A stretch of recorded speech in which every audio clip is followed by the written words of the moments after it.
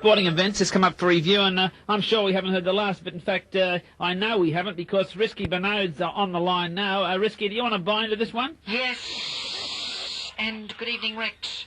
Delighted to be here quashing the ugly rumours that we sporting commentators can be bought by cigarette companies. Yeah. That's a king-size lie. I'll give you the drum. Yeah. Are we rolling, Rex? Oh, yes, it's in the papers. Come on. Oh, tally-ho. Well, a few players were mulling it over and lit on the idea that as a former Aussie capstan who played for Kent, I should be spokesperson. Now, that's cool. That's right, that's country life.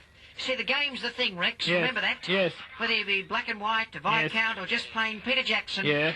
Whenever the beautiful people meet, Rome, Paris, Zurich, Albuquerque, cricket's your international passport. Thank you. Yes. Cricket's your international passport to sporting pleasure. Out there on the turf, hoping for a lucky strike to the wind field. Yes. The man never thinks of commercialism. Yeah, so a well-said or spoken Benaud. So if you'll excuse me, my escorts have turned up. Peter Stuyvesant and Philip Morris, so I might just see if we can get a match together. Oh, yeah, what a sterling idea, Benaud. No buts about it. That's wonderful. We got through that without once mentioning Benson and Hedges. Thank God for that. Good evening. Yes, good morning. Oh, Good evening. The Reverend Dr. Doug at Triple M on the eve of destruction. We have one more week to go in the history of the Brekkie Progue, the Doug Mulray Brekkie Progue. We're taking your requests on 369-1626. That's our fax number, 369-1626.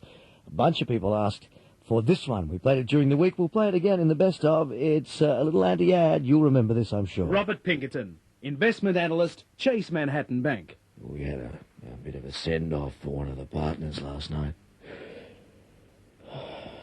Huge Chinese banquet, heaps of piss. Oh, luckily my wife remembered to spread the Fin review on the new white on the new white carpet next to the bed. Oh, that satay beef could leave a really nasty stain. Today's not the day to miss the financial review. Oh, damn, I've missed the financial review. I'm Zenda here, the second to last occasion ever. It's so sad.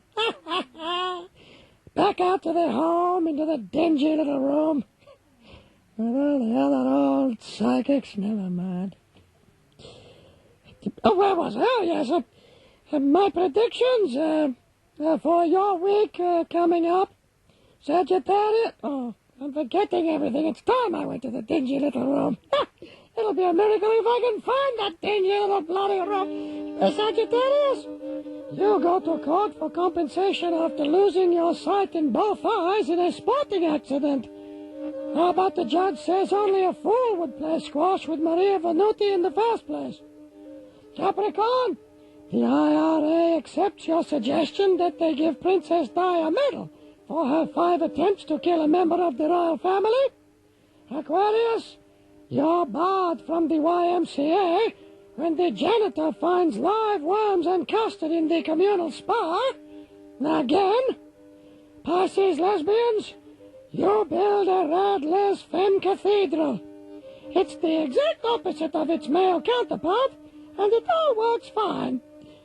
Except the wind blows straight through the weathercock. Aries, your bank is robbed so often, local kids play chicken with the security screen. Taurus, post-mortem problems when you tape a video will, but your impatient heirs fast forward to the good bits. Gemini males, a bad start to your premature ejaculation therapy when you show up for the first appointment 2 days early. And you came on the bus. Cancer, the taxation department refuses your deduction of an orbital sander for your erotic dancing act. They obviously haven't seen it. Leo, your girlfriend likes to make love with the light on, but you like it in the dark, so you compromise with a strobe light. You can also use it as a metronome. Go, kid, go.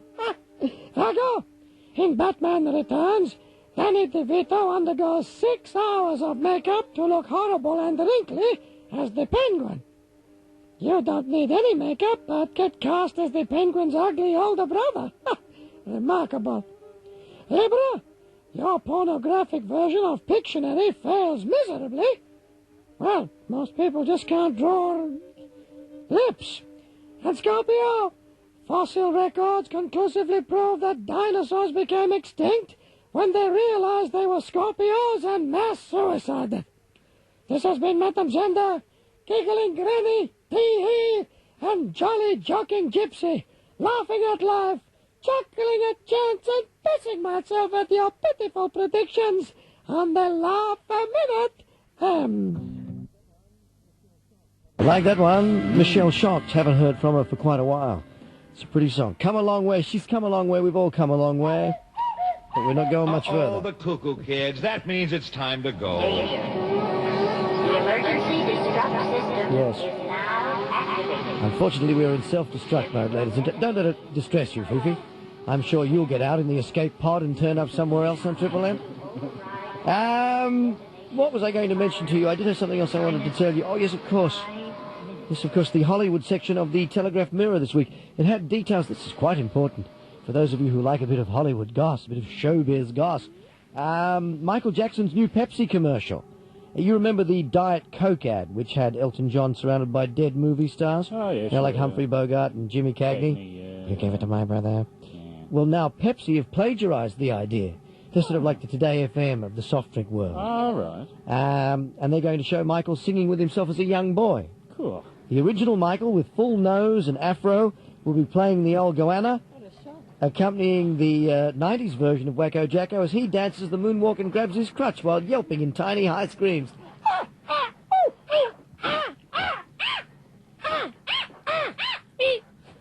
Sounds great. Well, and it should help Pepsi get the older demographics as well, you know. Yeah, why? Well, because all the people who used to love the black and white minstrel show, they'll go for it. Go for it in a huge way. Look, we've only got 3 minutes before it's self-destruct. I thought it was a matter of days. Would you pardon me? I might go out and have one last quick cup of tea. Cheerio, everybody. I'll copy you later. It's been fabulous having me at your place. I mean that very sincerely.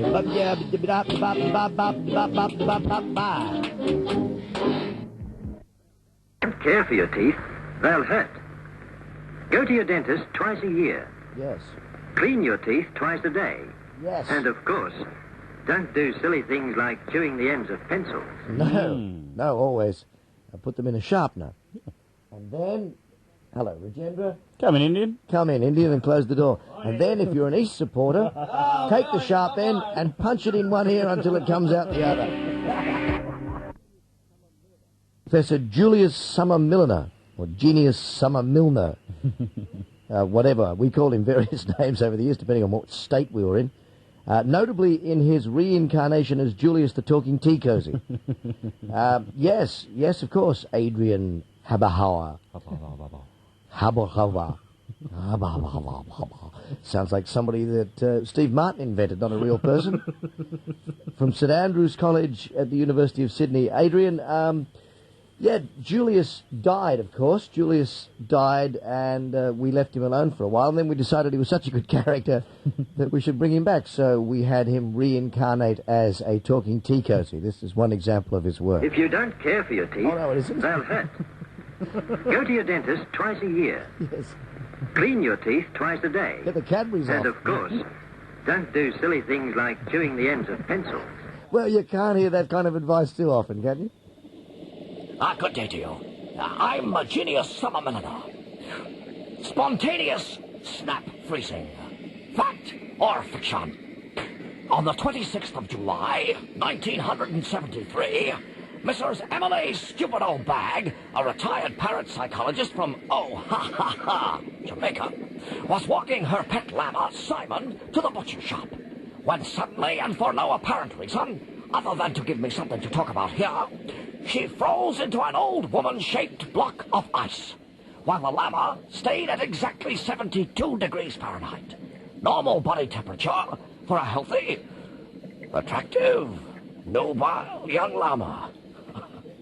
Now, we ask the question, was this a remarkable, inexplicable scientific phenomenon, or just one of those things? I'm Leonard Nimoy, and... hang on a moment. I'm Genius Summer Milliner, the Talking Tea Cosy, and I'll be right back. But I have no idea what has. And in that year it came to pass that a decree went out from Caesar Augustus that the whole world must be enrolled, and each and every man must go into his own city. Thus did travel Joseph the carpenter and his espoused wife, Mary. But if you're my espoused wife, how come we never jig? Because I'm up to duff. Oh. The Holy Spirit got me pregnant. I thought the Archangel Gabriel explained all of this. Actually, the Archangel Gabriel looked a lot like your cousin Ishmael. Joey, I'm a virgin. Now shut up and haul ass. Thank you. And Joseph and Mary and the ass, thank you, also went up from Galilee, out of the city of Nazareth, into Judea, to the city of Bethlehem, and arrived at the inn of the Bethlehem Star, where they were met by the innkeeper. No Jews. What? You heard me, hook-nosed. No Jews. But this is Bethlehem in North BC. The place is full of Jews. Everywhere you go, you meet a Jew. Jew. It's Israel, not BC. Don't you understand? When we get Jews everywhere, we've got to put them into houses, stuff them in. When I want to go into my own home, I got to cover my body in oil just so I can slip through all the Jews. Don't irk me, Ikey. I don't make the rules here. This place may be saturated with Semites, but the Bethlehem Star is off limits to Utes, and that's that. However, I am deeply compassionate when the price is right. Now, how much you got? 6 shekels. Not enough. How about some ass? But I'm a virgin. So what? I'm 9 months pregnant. All right, I'll take the donkey. You two can sleep in the manger. The one with the roller door? Don't ask stupid questions. And there were in the same country shepherds watching and keeping the night watches over their flocks. G'day, Jacko. G'day, Davo. And behold, an angel of the Lord stood by them, and said unto them, A Saviour is born unto you this night. Jesus! And the angel said, How did ye know that? And suddenly there was the angel with a multitude of the heavenly host, praising God to the highest, and filling the sky with holy light. And after the angels departed unto heaven, the shepherds turned each to another and said, Shit! What a light show, Davo! Far out, Jacko! Meanwhile, back at the manger... Now listen, Mary. Explain this immaculate conception thing to me again. Knock, knock, knock. Oh! Census taker by order of Kaiser Augustus. Kaiser? Kaiser from the original Latin, meaning Caesar. Oh, that's your original Latin. See, Good. Caesar. Caesar Augustus. Good evening, madam. And good evening, sir. Hello. And what brings a fine, strapping, if somewhat hairy young fellow like you to our fair city? This census. What census? Oh, right. Please fill out this form in triplicate, will you? Giving all your personal details. Don't leave anything out. Oh, no? And I do mean anything. Oh, and here's a form for your wife. I'm a virgin. Oh, really? Having second thoughts, eh, big boy? You know, I feel very attracted to you. Yes? Do you think we were together in another life, perhaps? Not yet, Craig. Oh! You know my name. How about you and I slip down to the barracks for an ass milk daiquiri? Well, I'm not sure. Joseph!